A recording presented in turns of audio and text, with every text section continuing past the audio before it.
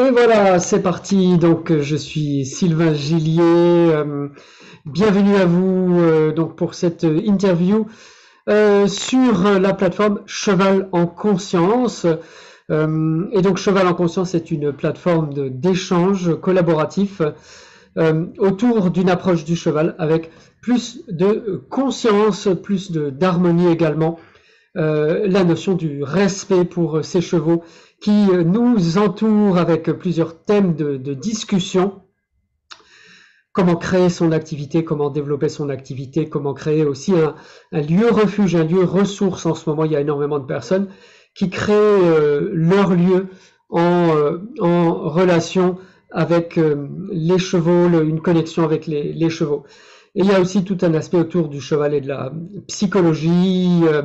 Donc, encore quelques personnes qui nous rejoignent. Voilà. Et donc, aujourd'hui, on a le plaisir d'avoir avec nous Marie. Alors, Marie, je te cherche, voilà, pour te Bonjour, mettre, bonjour. voilà.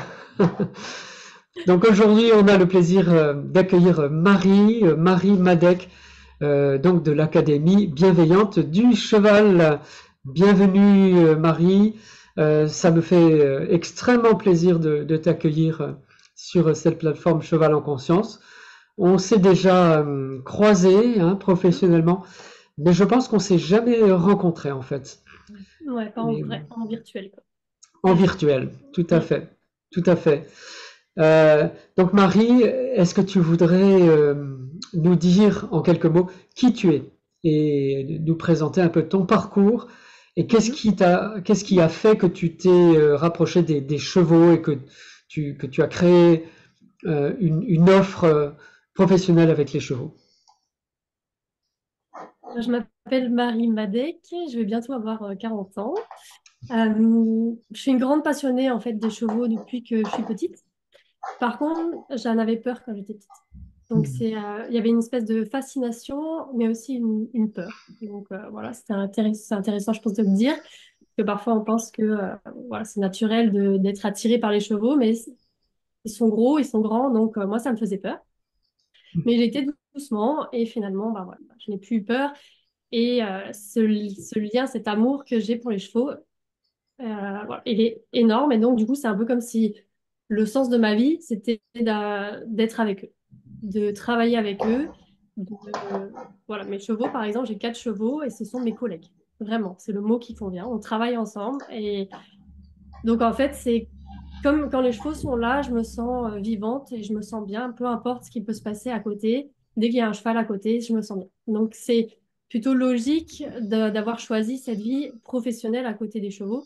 Je ne me voyais pas sans chevaux dans ma vie de tous les jours et vraiment d'y penser tout le temps. Enfin, j'aurais pas pu faire un travail autre à côté et avoir des chevaux en loisir, par exemple. Donc ça, voilà. Déjà, c'est la passion qui fait que c'est très, ouais, c'est un feu en moi avec eux. C'est voilà, c'est ma vie. Et évidemment, quand on est dans le monde du cheval, vous connaissez hein, que c'est encore un monde qui est assez violent. Et je suis aussi très touchée par tout ce qui est non-violence et tout ce qui est travail sur soi, la connexion à soi, etc. Et donc, du coup, bah, forcément, tout s'est entremêlé. Déjà, quand j'étais jeune, je refusais de monter avec des cravaches, avec des enraînements, etc. Alors que l'équitation éthologique n'était pas encore arrivée en France. On ne savait pas que ça existait. Il n'y avait pas Internet vraiment non plus. Moi, j'avais pas en tout cas, quand j'avais 16 ans, ça n'existait pas encore, même pas la DSL, etc. Et du coup, c'était vraiment au fond de moi, je voulais respecter le cheval. Pour moi, c'était un ami et je voyais pas pourquoi on l'utiliserait. Donc, c'est un peu comme si c'était naturel chez moi. Et en fait, je me suis rendu compte que ça n'était pas et que c'était pas évident pour les autres d'être comme ça. Donc, ça m'a valu quelques problèmes, hein. J'ai pas pu continuer le cursus dans lequel je m'étais lancée. Donc, j'avais dû aller voir le directeur de l'école pour lui dire que j'étais contre l'éthique du centre équestre dans lequel j'étais et j'avais dû arrêter parce que évidemment, c'était à moi de me... Voilà. Le Et cursus dans l'équitation, alors si je comprends bien. dans l'équitation, dans l'école où j'étais, dans le Ouais. club où j'étais, Hmm. à côté de chez moi, ils m'autorisaient à monter sans Hmm. éperon, sans cravache et à respecter les chevaux. Mais dans cette école-là où c'était une école agricole où on devait, en fait, on était noté, quoi. Ça faisait partie de la moyenne de l'équitation. J'avais dû arrêter, ouais. Donc voilà, puis après, ben, ma sœur s'est acheté un cheval, et puis moi, je me voyais pas trop travailler comme, je savais pas trop quoi faire, comment faire, parce que l'équitation éthologique n'était encore pas arrivée. Ça, c'est vraiment quelque chose d'important, c'est que quand c'est arrivé en France, après, ça a ouvert quelque chose. Et donc là, il y a des métiers qui ont commencé à émaner, mais avant, travailler dans le milieu du cheval, je voyais pas, à part faire comme Robert Redford aux États-Unis, je ne voyais pas trop ce que j'aurais pu faire. Et donc, mes études, moi, j'ai fait des études pour devenir chercheur. À la base, j'ai fait deux licences différentes, deux masters différents. Et puis finalement, bah, je voulais vraiment être avec les chevaux, je voulais vraiment faire ce que j'avais envie de faire et puis travailler sur le couple. Et donc, je me suis lancée dans mon entreprise. Et donc, bah, au départ, dans l'entreprise, j'ai d'abord pris des chevaux pour les aider eux et je me suis très vite rendu compte que c'était un couple et que ça servait à rien de travailler que sur l'un ou que sur l'autre. Et donc, du coup, j'ai commencé à travailler sur les deux ensemble en faisant des stages et j'allais tous les week-ends partout en France. Donc, je faisais beaucoup de routes et j'allais voilà, un peu partout, mais vraiment jusqu'au sud de la France, jusqu'en Alsace, etc., jusqu'à Paris régulièrement. Et ça, c'était très fatigant aussi pour mon physique, mais c'était très, très intéressant et je me suis beaucoup, beaucoup améliorée aussi comme ça. Et j'ai peaufiné ma façon de travailler comme ça. Et au bout de quelques années, donc au bout de 8 ans, j'ai décidé de créer une école en ligne, donc l'Académie Bienveillante du Cheval, où j'ai pu mettre toutes ces connaissances accumulées et puis où voilà, où j'ai pu coacher en ligne en même temps que je faisais un peu de stage, etc., etc. Voilà, ça a découlé petit à petit comme ça. Donc justement, on parle d'académie du cheval, d'académie bienveillante, hein, mais d'académie tout de même. Alors, est-ce que, est-ce que pour toi, c'est quelque chose qui s'apprend? Est-ce que maintenant tu te vois toi-même comme une enseignante ou quelqu'un qui ouvre un espace d'expérience? Est-ce qu'il y a quelque chose dans le domaine de la pédagogie? Et je dis ça parce que le mot académique, Mm, académie, c'est un mot qui est fort. Moi, je suis mm. médecin de Oui. formation. Mm, On peut pas vraiment dire que je sois dans la ligne de l'académie de médecine. On peut pas vraiment mm. dire ça. Étant homéopathe, j'ai pratiqué l'homéopathie toute ma vie, plus plein d'autres médecines. Mais je crois pas que je vais rentrer à l'académie de médecine. Je crois pas. Non. Donc le mot académie, en fonction de ce que tu viens d'exprimer, m'interpelle. Est-ce que voilà, est-ce que c'est Oui, bah, académique ou est-ce que c'est dans le ressenti? Comment est-ce que tu te positionnes par rapport à ça? en fait, moi j'aime beaucoup tout ce qui est parcours universitaire, justement, parce que du coup, j'ai été beaucoup à l'université. Mhm. Et c'est quand même très cadré, très pédagogique, mais avec ce que moi j'ai ressenti et ce que moi j'ai expérimenté. Donc en fait, Ok. c'est mon académie. Donc bien sûr, je ne suis pas Calliope ou CPF, etc., parce que je ne rentrerai Mhm. pas dans un moule, mais Oui. c'est quand même, voilà, il y a des étudiants qui suivent des cours, qui ont des Ok. fiches, qui ont des coachings, tu vois. Donc c'est quand même assez cadré. Ok. Donc, mais par contre, c'est mon cadre, et puis moi-même, je le fais évoluer. Selon, tu vois, selon ce que j'apprends, je peux modifier certains cours. Ça m'est déjà arrivé d'enlever des cours et dire, bah, finalement, ça, je le trouve plus aussi juste que ça. Et ça ne Mhm. dérange même pas les élèves, tu vois, parce qu'ils se disent, ah oui, elle a évolué, bon, bah, ça change, tu vois. Donc, ça reste, voilà. Dans ces mots qui sont présents sur ton site internet, bienveillance, confiance, liberté, c'est un mot important, Mhm. action, mais il y a aussi efficacité, Mhm. concrétisation, relation de qualité et aussi unité avec son cheval. Qu'est-ce qui est le plus important pour toi? Qu'est-ce qui est le plus facile à apprendre, puisque tu as parlé de pédagogie, et qu'est-ce qui est le plus difficile pour toi à apprendre, à enseigner, disons? Le plus facile, c'est en fait au départ, on apprend vraiment les personnes à être dans l'instant présent, tu sais, juste en se connectant à l'instant présent comme ça. Hmm. Bah là, tu te mets dans l'instant présent, tu écoutes les bruits, tu sens ton corps, etc. Donc ça, c'est facile parce que la personne, elle a juste à se dire de le faire. Ce qui Hmm. n'est pas facile, c'est commencer à mettre de la conscience sur ses besoins. Tu vois, quand tu es en pleine émotion, ton cheval, il a super peur, toi, tu as super peur. Et à ce moment-là, de se dire, OK, je vais mettre de la conscience sur ce qui se passe, prendre du recul, quel est mon besoin à ce moment-là qui n'est pas comblé, quelle stratégie je peux mettre en place. Ça met plusieurs mois ou plusieurs années, parfois selon les personnes, à se mettre en place après. Donc mettre l'instant présent, enfin mettre la conscience dans la maîtrise des pensées, tu vois, ça Mhm. c'est plus difficile. Ouais. Ouais. Moi, j'essaie de m'assurer que j'ai bien compris ce que tu exprimais. Et donc, être dans le moment présent, ce serait facile ou facile d'accès.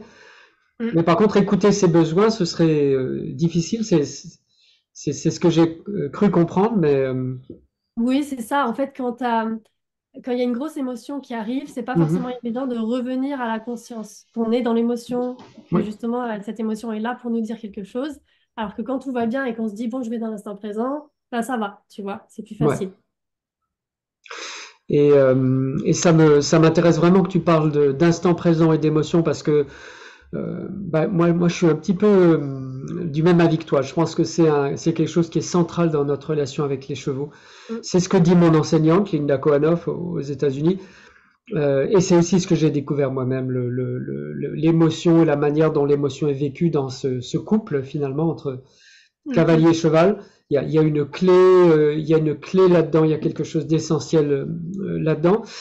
Après, euh, le concept, il est facile à exprimer. Mhm. Les émotions sont le moyen de communication du cheval, le message des émotions, bon, ça c'est À facile à comprendre. exprimer, hein. Mais Oui. Mm. après, pour le mettre en œuvre, déjà pour le comprendre, bon, il m'a fallu un certain temps pour le comprendre, mais alors pour l'enseigner, Mm. et dans une académie, Mm. comment ça a été pour toi? Comment est-ce que ça s'est construit? Et je te pose la question parce qu'il y a beaucoup de personnes sur la plateforme Cheval en Conscience qui voudraient justement devenir elles-mêmes ou eux-mêmes des enseignants ou créer un lieu. Et Oui. est-ce que tu nous partagerais ton Mm. parcours, comment ça a été de construire tous ces concepts pédagogiques? Bah, en fait, c'est vraiment en accompagnant les gens au quotidien. Donc, en fait, dans l'académie, par exemple, il y a un groupe où tous les jours, ils peuvent poser leurs questions. Ils peuvent aussi, donc moi, j'utilise beaucoup l'outil d'auto-empathie qui est utilisé en CNV. Et donc, bah, ils font eux-mêmes leur auto-empathie, ils nous les postent. Et après, nous, on les aide éventuellement à se connecter à leur corps. Là, qu'est-ce que tu ressens maintenant, etc. Donc, en fait, on les aide au quotidien. Il y a des modules, donc module 1, module 2, module 3. Par exemple, au module 4, il y a l'auto-empathie. Et en fait, on se retrouve. Donc là, actuellement, c'est une de mes collègues parce que moi, je ne suis pas disponible pour le faire cette année. Mais d'habitude, c'est moi qui le faisais. Et donc, je me retrouve avec une seule personne et on fait l'auto-empathie ensemble, par exemple, pour justement aller, comment on fait pour aller, quand on a une émotion, aller la ressentir. Quelles sont la différence entre émotion et sensation corporelle? Quand est-ce qu'on va dans ce qu'on appelle la case blanche, donc quand on parle comme ça de tout ce qui vient et quand est-ce qu'on se recentre pour aller vers le besoin, etc. Et en fait, on les aide à faire par des coachings en ligne, par le suivi quotidien. Et il y a aussi des coachings avec le cheval. Donc, en fait, on est juste très présent, quoi. Au moindre, voilà, c'est pour ça qu'on est deux maintenant, comme ça, on peut assurer ça.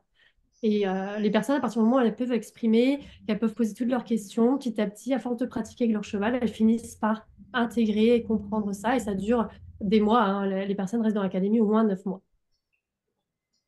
Ouais. Et ça se construit. Et est-ce que tu as observé des changements dans cette relation?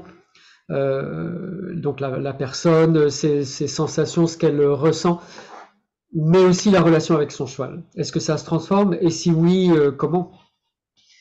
Ah oui, oui. Et, en fait, au départ, il y a les personnes, en général, quand elles arrivent, elles ont des émotions assez vives par rapport à leurs chevaux. Soit elles ont peur, soit elles sont en colère, etc. Soit envers elles-mêmes, elles n'ont pas La confiance, etc. frustration, hein, souvent aussi. Hein. Frustration, etc. Et donc, du coup, au fur et à mesure des mois, la personne, déjà, elle se transforme, donc elle voit les choses différemment. Mhm. Elles observent leur cheval plus que le juger. Et puis, elle-même, à l'intérieur, il y a une forme d'apaisement, le fait de pouvoir s'exprimer, etc. En Mhm. plus, il y a aussi du savoir-faire, hein, comment je fais pour apprendre telle chose à mon cheval. Parce qu'il y a des chevaux qui, malheureusement, quand les habitudes ont été mal mises, qui bousculent, qui mordent, qui sont pas faciles finalement. Et comme on règle un peu tout ça en synergie, bah, le couple est transformé ensemble grâce à tout ça mélangé. Oui. La Mhm. personne, en fait, souvent les personnes disent l'académie, c'est l'école d'une vie. parce que ça les transforme dans toute leur vie en général, avec leurs enfants, leurs compagnons, etc. Mm. Mm. C'est pour ça que le cheval aide, en fait, quelque part, pour l'épanouissement général.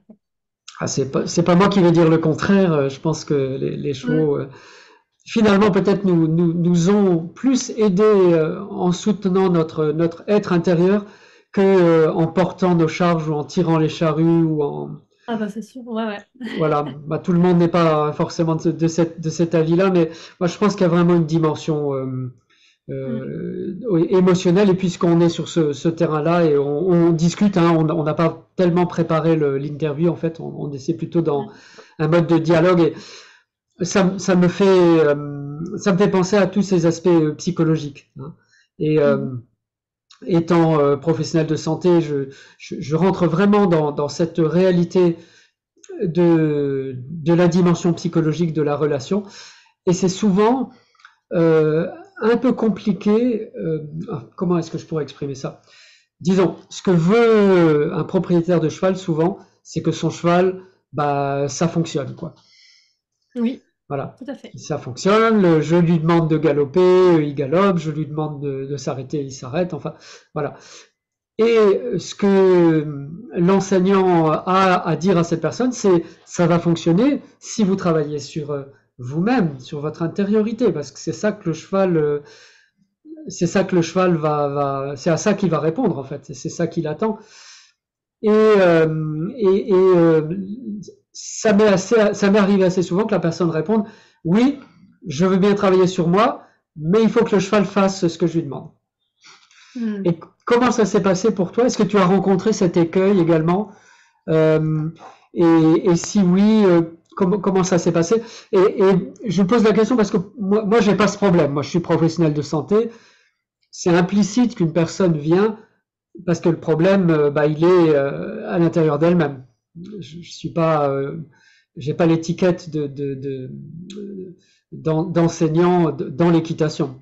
Donc, Ouais, bah en fait, moi, la façon dont je vois, c'est vraiment un couple. Et donc, par exemple, un ouais, cheval qui a du mal à partir au galop, oui, c'est pas clair pour lui ce qu'on lui demande.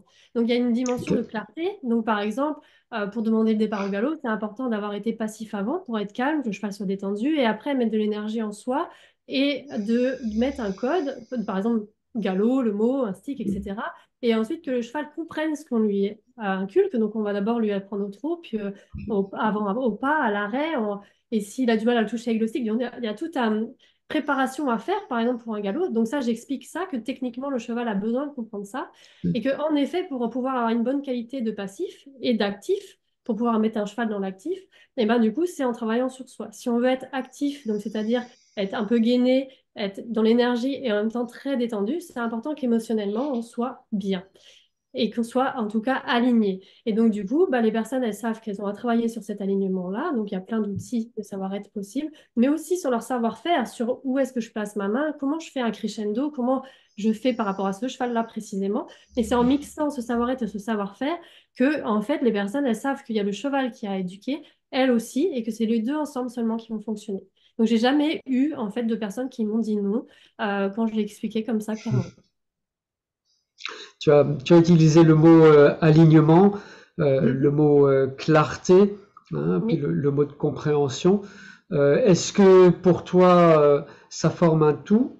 C'est-à-dire que si je suis présent à moi-même, si je suis conscient, eh ben, je vais être clair et je vais être aligné. Ou est-ce que c'est des choses qui s'apprennent, qui peuvent se travailler séparément comme un pianiste qui ferait des gammes Mhm. dans différentes tonalités en s'exerçant? Ça peut se travailler séparément, mais à Mhm. partir du moment qu'on a les trois ensemble, ça va fonctionner. Ok. Qu'est-ce qui est le plus important à travailler dans ton expérience d'enseignante? Pour moi, vu que les trois sont ensemble, peu importe, c'est par rapport à ce que la personne a besoin en premier. Si la personne est une personne, comme tu disais, qui a besoin de technique d'abord, eh ben, par exemple, moi, tu m'aurais dit, fais de l'instant présent juste pour faire de l'instant présent. J'aurais dit non. C'est en faisant l'instant présent enfin, pour les chevaux que je me suis mise à faire ça. Et quand j'ai vu que les chevaux se couchaient à côté de moi, qu'ils étaient détendus et tout, et que moi, finalement, ça m'apportait trop bien, là, j'en ai commencé à faire dans ma vie de tous les jours. Mais c'est grâce aux chevaux que je suis arrivée là, tu vois. Donc, je suis plus de ce Mhm. type de personne-là dont tu parles, finalement. Mhm. Et donc, Donc, si la personne sent qu'elle a envie de travailler sur la clarté, donc d'essayer le crescendo, même si on sait très bien qu'il ne sera pas le plus juste possible, mais après, elle va s'affiner au fur et à mesure des années. C'est vraiment un travail sur les années, je dirais, pour avoir vraiment cette connexion avec le cheval à 100%. Un travail dans la durée, dans la longueur, dans Ouais. la lenteur, hein. C'est vrai Oui, qu'on a souvent envie que ça aille vite, mais le monde du ouais, cheval, c'est les chevaux, lent. c'est Et ça, savoir marcher, déjà, je trouve que déjà. c'est un truc énorme, énorme. Et je reviens sur ce que tu disais sur la clarté, parce que pour moi, c'est quelque chose d'important. Mhm. Et, et parfois, c'est assez subtil. Et il y a un exercice que j'imagine tu connais, où il s'agit de mettre en mouvement un cheval en liberté, Mhm. dans un rond de longe. Et donc, pour ça, on va devoir faire un crescendo. Mhm. Et il y a des personnes qui ont vraiment, vraiment du mal à faire un Oui. crescendo qui soit clair. Mhm. Et soit il est trop brusque, soit il n'y a pas de crescendo du tout, soit ça fait des à-coups. Mais dans mon expérience, du moins, hein, il suffit pas d'expliquer. Mhm. Parce que la cause du manque de clarté se situe à l'intérieur de la personne, Exactement. La connexion à elle-même, oui. la connexion elle-même, oui. Et donc, sur le plan pédagogique, comment est-ce que tu fais quand tu es face à ce type de choses? On explique disons, un acte technique, hein, Mhm. faire un crescendo avec un stick, par exemple, et la personne comprend avec sa tête, mais à l'intérieur d'elle-même, elle comprend pas. Oui, bah déjà l'exercice de faire mobiliser un cheval en liberté, chez nous dans l'académie, il arrive qu'au module 5, donc au bout de 5 Ah, ok. mois de travail. Ok. Et donc il y a déjà eu l'instant présent qui a été mis en place, il y a déjà Oui. eu beaucoup d'observations par rapport au cheval, justement par rapport au mouvement de la bulle, déjà à l'arrêt, de répondre voilà. Il y a l'auto-empathie donc, qui était là avant, il y a tout ce qui est toucher le cheval, ressentir le cheval. Il y a beaucoup de choses en fait déjà dans le ressenti. Et de faire bouger au trot et au galop, c'est vraiment, voilà, dans la partie 2, ce que j'appelle la partie 2, c'est Mhm. quand déjà on a un niveau de conscience assez élevé de son corps pour pouvoir ressentir ce que le cheval ressent un petit peu déjà. Donc déjà, tu Mhm. vois, c'est pas tout de suite, hein. Quelqu'un que je connais pas, je lui ferai pas faire Mhm. ça tout de suite. Et puis après, ce qui est hyper important, c'est de vraiment bien comprendre ce que c'est l'harmonie. Donc tu disais de savoir marcher, quand est-ce qu'on met de l'harmonie et quand est-ce Mhm. qu'on met de la disharmonie et comment on la met. Et du coup, tout ça, c'est vraiment expliqué aussi avant de faire cet exercice-là. Et une fois Mhm. que donc, la personne à ce niveau-là, et ben, tout simplement, elle regarde le cheval, elle se met. Donc d'abord, elle est passive. À chaque fois, comme je disais, tu t'éteins, tu es détendu. Et après, dès que tu mets ton énergie pour faire bouger le cheval, bah après, du coup, je leur montre, enfin, je leur explique hein, de bien se connecter à leur corps, sentir leurs pieds et puis faire monter la disharmonie. Et au moindre geste du cheval, bah, tout de suite de se remettre passif. Et donc, comme ils ont bien cette connaissance, tu vois, de harmonie, disharmonie, passif, actif, bah, en fait, au départ, il y a quelques petites erreurs, mais très vite, ils arrivent à se connecter au cheval et ça se fait vraiment plutôt bien. Voilà, tu Mhm. vois, il y a quand même des connaissances. Moi, je travaille comme ça. Ouais. Ouais, on envoie quand même le message euh, pendant cette interview que on fait bouger le cheval après 5 mois Ouais, d'apprentissage chez Marie Madec. ouais, Pas après une demi-heure d'explication dans un coaching pour entreprise, comme ouais, voilà. exactement. Donc, Je voilà. Après, comme suis tu disais tout à l'heure, c'est la lenteur. la lenteur. Si je l'avais appelé l'Académie de la lenteur, tu vois, c'était un peu moins vendeur peut-être, mais non, mais c'est vrai que les chevaux nous amènent à la lenteur dans nos vies, pour être dans l'instant présent, Mhm. hein. Oui, oui, c'est absolument. C'est une notion que j'ai retrouvée aussi chez les peuples premiers, Ah oui. Mm. voilà, que le soi-disant, efficacité et le soi-disant temps avec les montres, etc., est un peu une Mm. manière de nous voler notre propre présence et notre propre temps. Et Mhm. est-ce que tu pratiques cet exercice ne rien faire avec les chevaux? Et Oui, tout à je fait. pose la question parce que c'est un exercice de Eponakos, de Linda Kohanov. Vous veille, ne rien faire avec les chevaux. Oui, oui, en fait. On fait l'instant présent dans le pré sans rien faire régulièrement. Donc, on appelle ça l'amitié. Hop, je vais me moucher un peu. On appelle ça l'amitié. Donc, en fait, on dissocie un peu l'amitié et le leadership aussi quand on commence à prendre des décisions. Ok. euh, et quand est-ce qu'on est dans l'amitié. Et puis aussi dans ce que j'appelle passif, tu sais, les pauses, bah là, Mhm. on ne fait rien. Voilà, à ce moment-là aussi. Donc, il y a beaucoup de rien.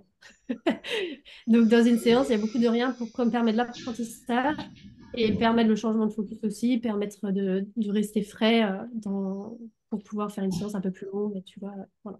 Mais oui, beaucoup. Et ça n'est pas facile d'apprendre à ne rien faire. Les chevaux euh, ont appris ça, ça fait 50 millions d'années qu'ils ne font rien. Alors j'imagine que Il n'y a pas de ils souci. ont, voilà, ils ont appris. Et comment est-ce que ça se passe quand tu as une cliente, hein, et Mhm. je pose la question parce que ça m'est aussi arrivé, et qui est OK avec on fait rien et on est dans la bulle des chevaux et tout se passe bien. Mais alors quand Mhm. il s'agit de prendre une décision, alors là, ça devient très compliqué. Euh, et aussi, il y a des personnes qui m'ont déjà dit qui est-ce que je suis pour demander quelque chose au cheval. Moi, je préfère le laisser Mhm. tranquille. Ok. Euh, donc en fait, là, tu parles des personnes qui sont plus veulent être avec le cheval, mais ils ont pas vraiment d'intérêt à lui demander des choses, c'est ça? Et qui Oui, ça, ou qui se qui, sentent pas c'est légitimes ça, à demander. c'est ça, qui se Mhm. sentent pas légitimes ou qui voient pas l'intérêt de demander à un cheval de se déplacer, de bouger, ou de créer une Mhm. disharmonie. Ouais, ouais. Qui Bah, pense que l'harmonie devrait rester à à tous les 100% du temps. moments de notre relation avec le cheval. Oui, oui. Bah, euh, donc déjà, moi, personnellement, je pense à l'équilibre, enfin, je trouve que l'équilibre harmonie est important, tout comme le rien faire et faire. Enfin, tu vois, pour moi, juste toute l'harmonie, si tout était toujours harmonieux, il y aurait plus, c'est comme la vie sans la mort, tu vois, c'est pas possible, c'est harmonise, tout se complète. Donc déjà, voilà. Et pour ces personnes-là, moi, je demande à chaque fois, quel est ton rêve? Hmm. Parce que pour moi, on agit pour un rêve. Donc, si ton rêve, bah, c'est juste d'être assis avec ton cheval, que tu vas le voir au pré et c'est ça, bon, bah, pourquoi pas. Par contre, est-ce que tu veux quand même pas que ton cheval il se sente en sécurité, bien quand le maréchal y vient ou quand il y a le vétérinaire qui vient, etc. Bon, c'est un peu une responsabilité d'avoir un cheval qui est bien dans sa peau quand il vient. Donc là, il y a quand même des choses à faire. C'est comme quand on a un enfant, on peut pas juste être à côté, il y a quand même une forme d'éducation, l'amener dans la vie. Euh, et donc, pour moi, c'est important si le cheval va rencontrer des professionnels ou même s'il est sorti un peu en extérieur, d'un minimum l'éduquer. Parce que bah, l'éducation, c'est justement le mot d'éducation, ce que ça veut dire, c'est que tu éduques pour voir sortir et puis ne pas mettre en danger les autres, en fait. C'est pour ça Hmm. qu'il y a le mot éducation. Sinon, c'est sûr que si le cheval il sort jamais de chez lui, qu'il n'a pas besoin d'être paré, qu'il n'a pas besoin d'être soigné, il pourrait être totalement libre. Hmm. Mais est-ce qu'on peut vraiment être libre quand on vit en société? Pas vraiment. En tout cas, il y a des limites. Donc, Ouais, pour moi, il y a c'est des important limites. d'éduquer un minimum. Hmm. Voilà. Et donc, du coup, je leur apprends à leur rythme, OK, qu'est-ce qui va pas? Pourquoi la disharmonie, c'est un problème pour toi? Et on va faire par exemple, une auto-empathie, tu vois, où elle Tu va pourrais venir. nous expliquer ce que c'est pour toi que l'auto-empathie, peut-être que tout le Ouais, monde ne ouais, connaît pas. carrément. Bah, en fait, on prend une situation. Donc, par exemple, quand j'imagine que je vais mettre de la désharmonie à mon cheval, secouer devant lui, je me sens pas bien. Ok, donc je lui demande bah, qu'est-ce que tu ressens dans ton corps. Donc, elle dit bah, par exemple la poitrine qui est serrée, j'ai du mal à respirer. Voilà. Puis après, je lui dis bah, vas-y, dis-moi tout ce que tu penses. Et là, la personne elle va commencer à dire ah, bah oui, si je mets de la désharmonie, j'ai l'impression de me forcer.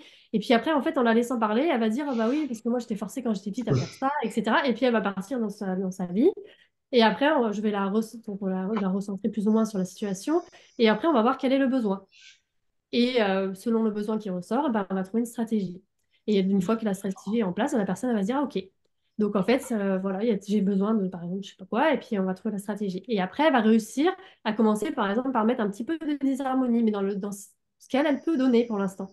Et en fait, la désharmonie, ça peut prendre plein de formes. Ça peut être ça peut être avec le stick. Si, par exemple, elle a peur du stick, elle veut pas utiliser le stick pour l'instant, il n'y a pas de souci, on peut faire autrement, hein. Moi, le stick, je le fais parce que c'est facile, c'est léger, et puis en 2 secondes, le cheval, il trouve ça désharmonieux, mais on peut aussi faire avec les mains. Donc, tu vois, je vais trouver une solution par rapport à la personne, et petit à petit, on va aller enlever tous ces petits blocages qu'elle a.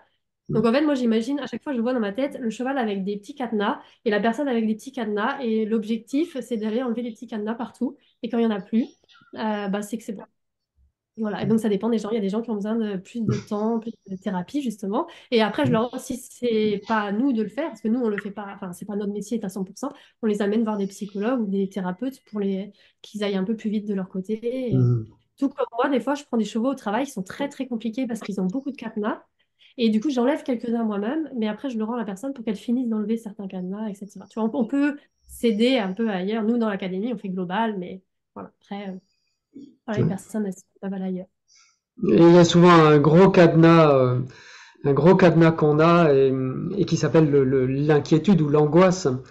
Et, euh, et tu parles hein, sur ton site internet hein, des outils pour faire passer son cheval de l'état d'inquiétude à l'état de calme et de curiosité, hein, Oui, qui est sans doute l'état de base d'un cheval. oui, Les humains aussi sont souvent dans des états d'inquiétude, d'angoisse exactement. vraiment, vraiment importants. Alors comment est-ce qu'on fait justement pour ouvrir ce cadenas de la peur, de l'inquiétude? Il y a différentes stratifications hein, dans cette inquiétude, cette angoisse un peu fondamentale, que ce soit chez le cheval ou chez les humains. Oui, bah, c'est tout simplement le titre de ton site internet, c'est-à-dire qu'on les met dans la conscience. Donc pour le cheval, on va l'amener à prendre conscience de son corps. Donc on peut lui faire des exercices de proprioception, des exercices d'aspiration, j'appelle ça. En fait, le cheval, quand il fait ces exercices-là, il est concentré à 100% sur ce qu'on lui demande et donc du coup, il ne peut pas penser à autre chose. Donc il est en fait dans la présence de son corps. Donc ça, c'est très, très aidant. Il y a plusieurs exercices comme ça qui sont vraiment super et qui marchent très bien quand la personne elle-même est en présence. Quand la personne, elle a peur, elle ne veut pas le faire encore, donc on va d'abord faire sur la personne. Et bah, là, l'exercice pour la présence, moi j'utilise des techniques hein, comme Tipeee, bah, justement encore l'auto-empathie qui est vraiment mon outil préféré, le fait d'aller dans l'instant présent, petit à petit d'aller doucement. Donc si par exemple mon cheval il me fait peur, bah, je vais d'abord le travailler dans son pré avant d'aller dehors. Je vais pas amener mon cheval quand il est tout rouge, noir, en émotion dehors, alors moi-même je suis noire aussi, enfin tu vois. Donc je leur apprends à aller doucement, à revenir sur un exercice précédent sans se dire je reviens en arrière, ça veut dire que je régresse, pas du tout. Au contraire, c'est juste qu'on revient à un niveau où émotionnellement, en fait, ce qui est pas important, c'est qu'il y ait un des deux qui gère. Si le cheval est vert, donc détendu, et que C'est, la personne elle est c'est, stressée, ça va. les verts, ça veut dire il est calme en fait? C'est ça.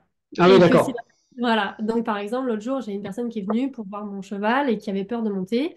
Donc elle s'est mise debout sur. Je suis désolée, j'ai un petit peu un rhume. Elle s'est mise debout sur le montoir et puis elle était là, j'ai peur, j'ai peur. Et puis mon cheval était là, en train de dormir. Bon, c'est bon, il n'y a pas de souci. Si là, il commençait, lui, par contre, à avoir peur aussi, parce que pour ses propres trucs, ça aurait été compliqué. Tu vois. Donc c'est important qu'il y ait l'un ou l'autre qui gère. Et quand les deux ont des difficultés, c'est à l'humain de faire d'abord.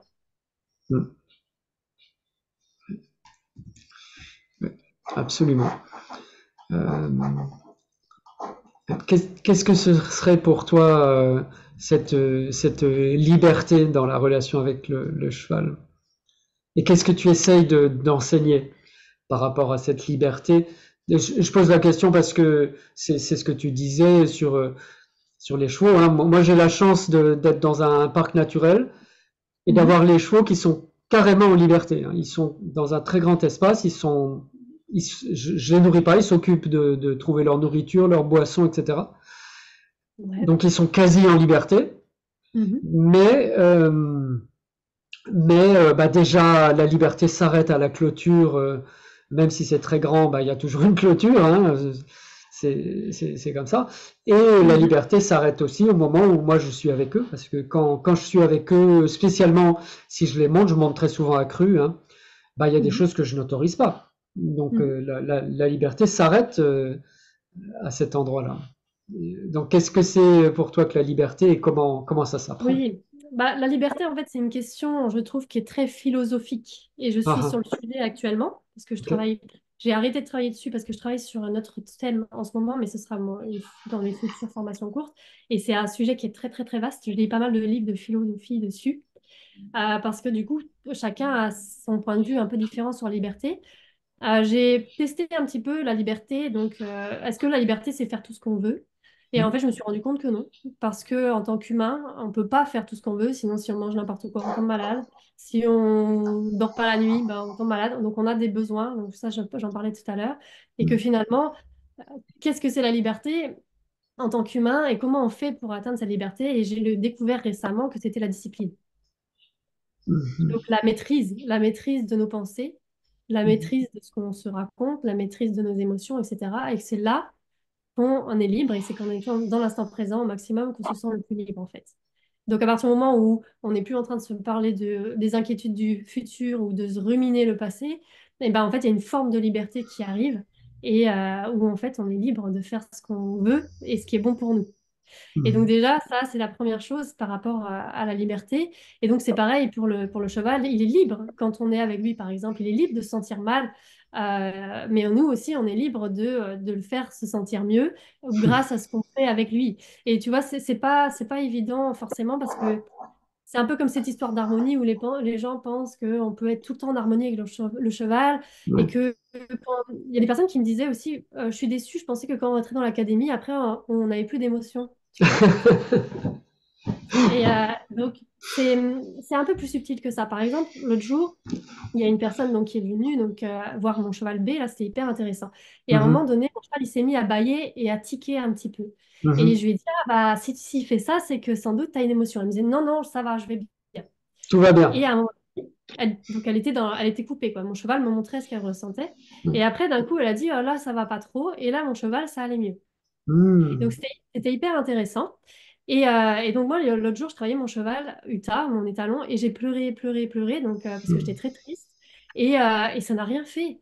Il y avait, enfin, il y a eu aucun impact, mais parce que j'étais alignée avec cette tristesse-là. C'est pour ça qu'on parlait d'alignement. En fait, on peut être zen et le cheval sera zen, mais on peut aussi pleurer toute sa vie et ben, le cheval sera zen quand même. Mais à partir du moment où ça coupe, où il y a un désalignement, c'est là que ça crée un problème avec le cheval. Et ça, j'ai trouvé ça hyper intéressant à vivre parce que c'est vraiment, hein, j'ai senti que pourtant les chevaux, dès qu'on est stressé, ils se stressent. Mais parce qu'on est stressé, pourquoi? Parce qu'on est dans nos pensées, on n'est pas aligné en fait. Tu vois, là, entre quand je pleurais et que j'étais triste et que je savais pourquoi je pleurais et que j'étais présente à ce que je pleurais, je me rappelle très bien, j'étais vraiment là, j'étais pas en train, tu vois, j'étais pas en train de penser au futur, même si évidemment ça allait un petit peu, mais j'étais Mhm. vraiment dans mon corps. Donc les chevaux, il n'y a pas besoin d'être parfait, même si en ce moment, ouais, c'est très délicat pour moi ma vie. Tant que j'assume que c'est délicat, aucun problème.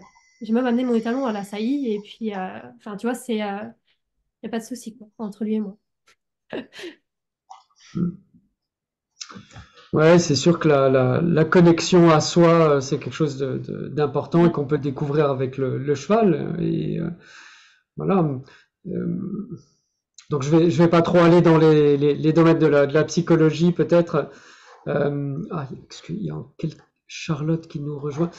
Je vais pas trop aller dans les domaines de la psychologie, mais j'ai l'impression qu'il y a en ce moment beaucoup de mouvements dans, disons, les types d'enseignement du cheval. J'ai interviewé plusieurs personnes qui veulent créer une équitation qui soit respectueuse de la liberté de chacun, et ça Mhm. va passer par les émotions aussi parce que le cheval, bah, lui, il vit dans un univers d'émotions.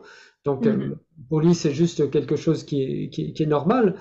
Euh, mais je me dis qu'on aurait quand même à gagner, euh, à unifier, comment dire, j'essaye de trouver les mots justes pour exprimer ça.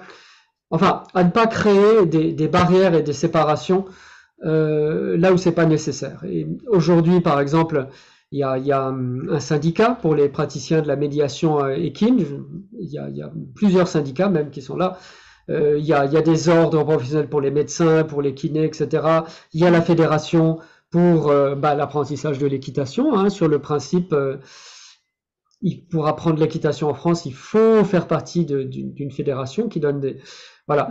Ouais. Et c'est vrai que j'appellerais de mes voeux qu'il y ait plus d'unité, mais je sais pas très bien comment faire. Alors, en tout cas, toi,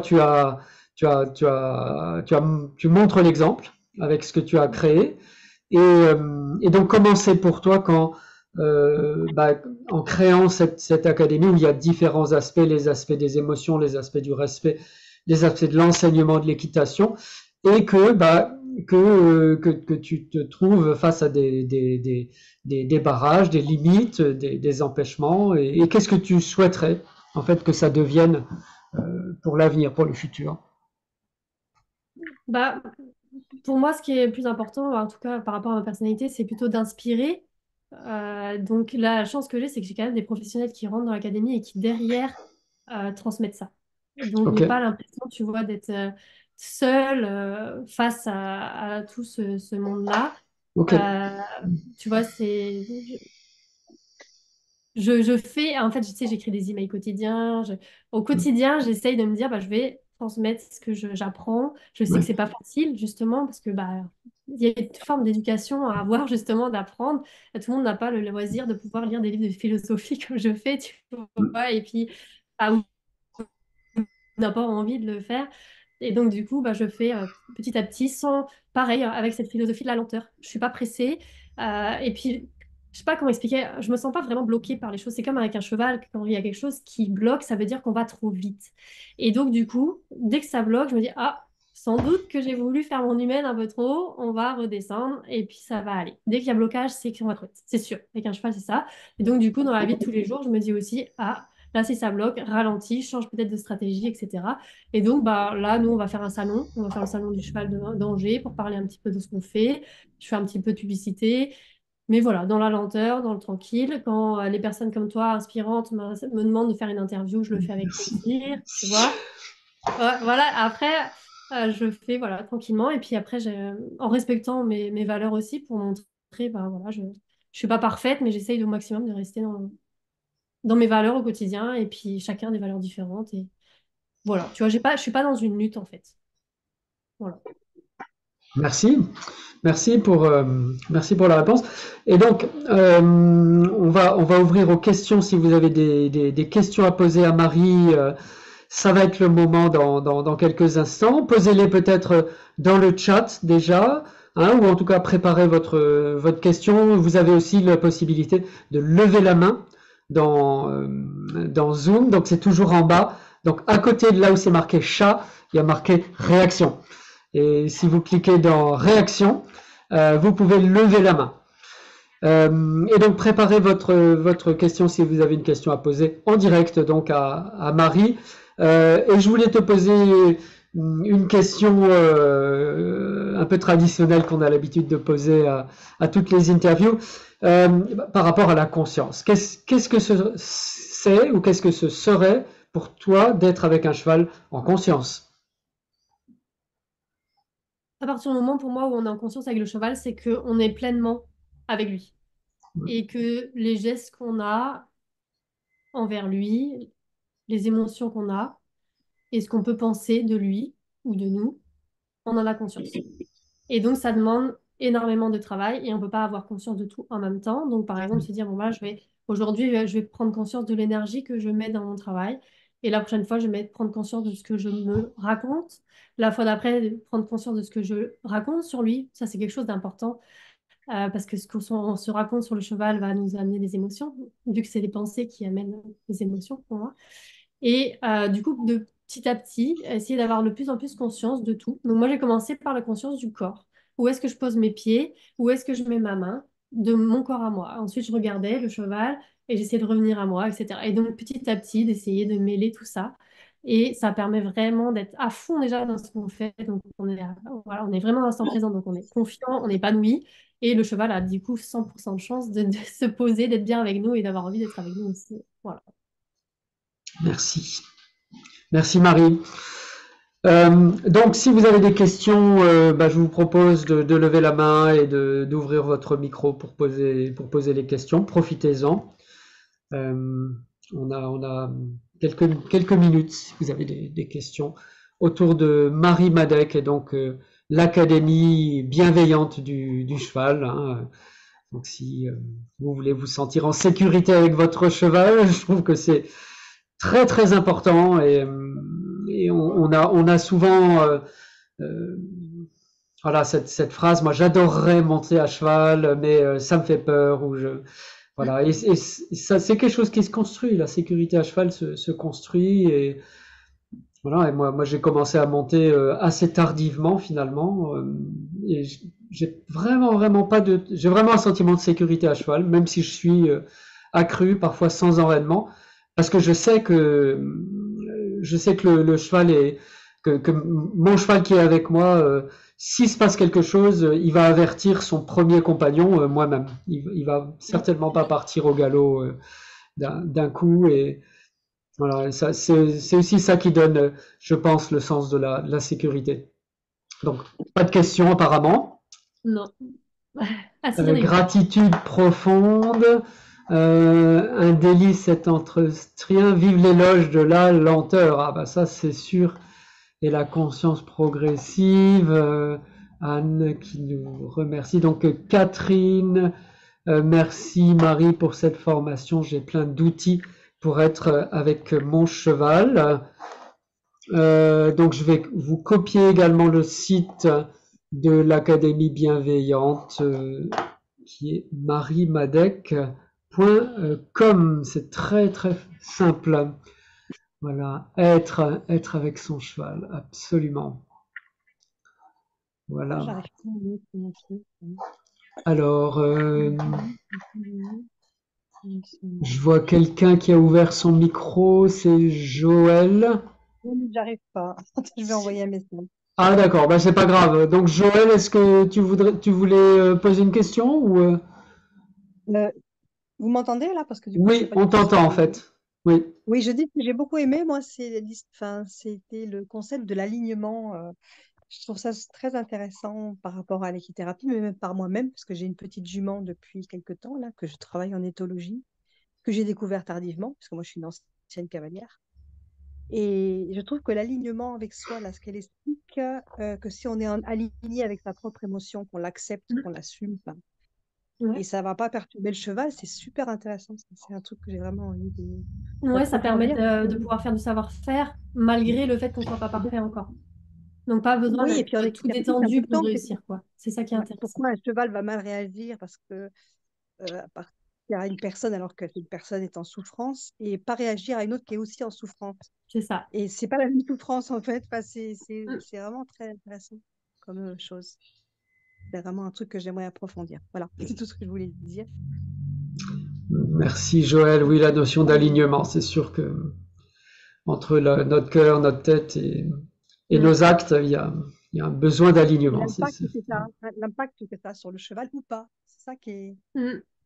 C'est un indice. Enfin, vraiment, c'est quelque chose qui donne un indice effectivement important, surtout quand on travaille avec des personnes en équithérapie, donc on a des Mm. souffrances. C'est vraiment un indice de se dire voilà pourquoi, qu'est-ce qui se passe au moment où le cheval va réagir ou ne pas réagir. Mm. Voilà. C'est arrivé déjà avec une personne, une épigique, où le cheval est parti un peu violemment. Bon, il ne s'est rien passé, mais du coup, c'était bizarre qu'il réagisse comme ça. Je me suis Mm. demandé qu'est-ce qui se passait. C'est une personne qui est toujours dans la peur et qui veut toujours monter quand même. Et voilà, on essaie de travailler à pied avec elle, mais elle veut toujours monter pour essayer de dompter je ne sais pas quoi. Et il y a Mm. vraiment cette. Et c'est du coup, ça peut nous donner peur aussi à nous, parce qu'on sent bien que des fois, c'est difficile pour le cheval aussi. Mm. Voilà. Donc, c'est à creuser. Merci, merci beaucoup, Marie. Merci Joël. Ok.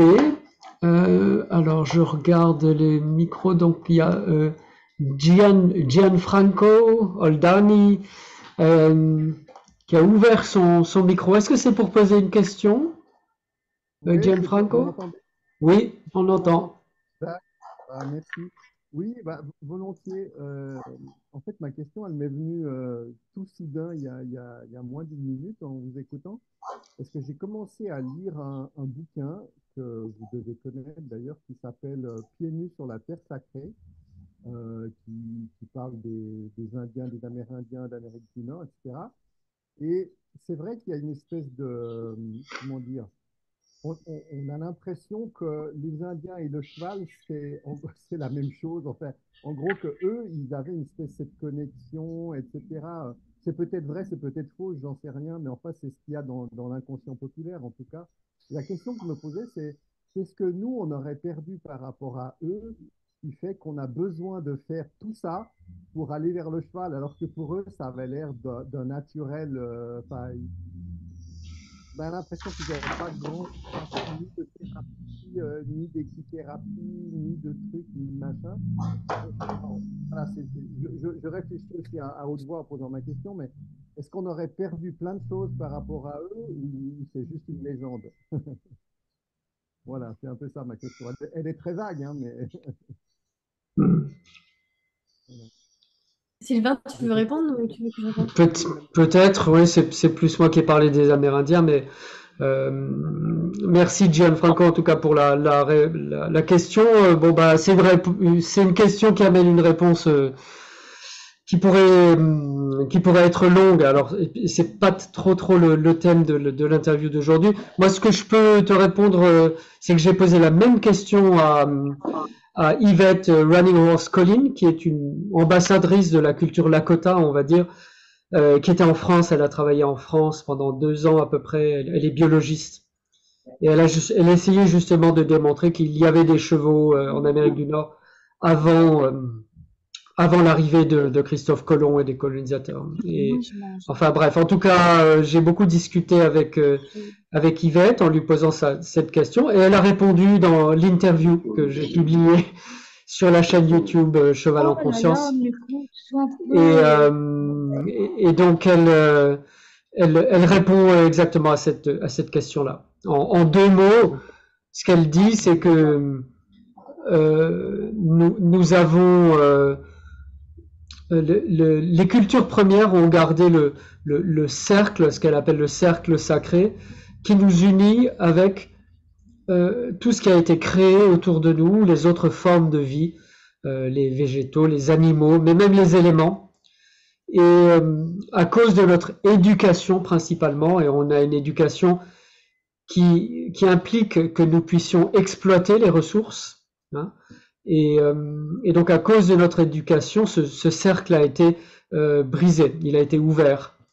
Et ça a été rendu nécessaire parce que la plupart des peuples européens, la Suisse y compris, hein, on exploite les éléments. Ils ne se connectent pas à eux, mais ils les exploitent.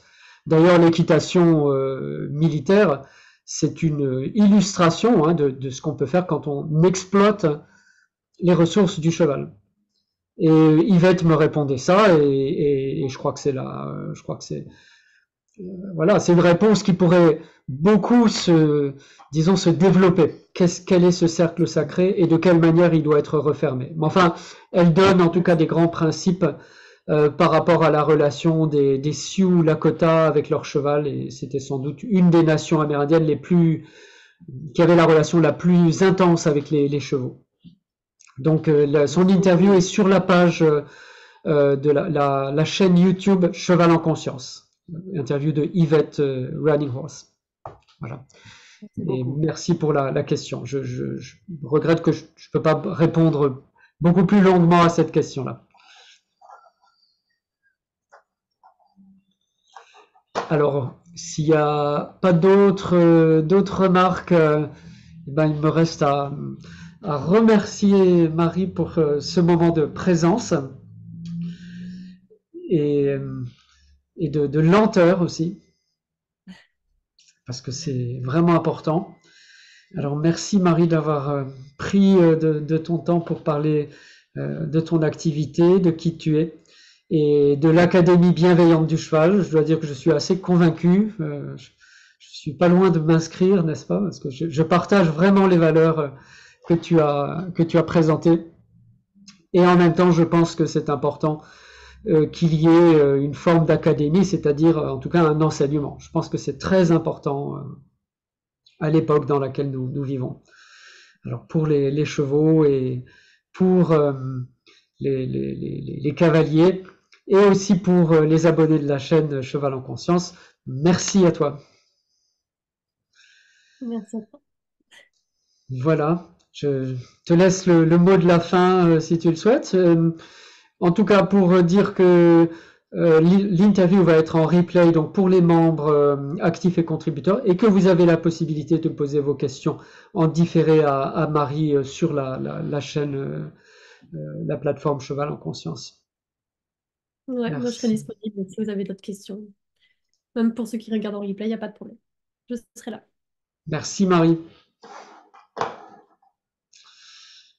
Alors, bonne journée à vous. Merci. Bonne journée. Bonne journée.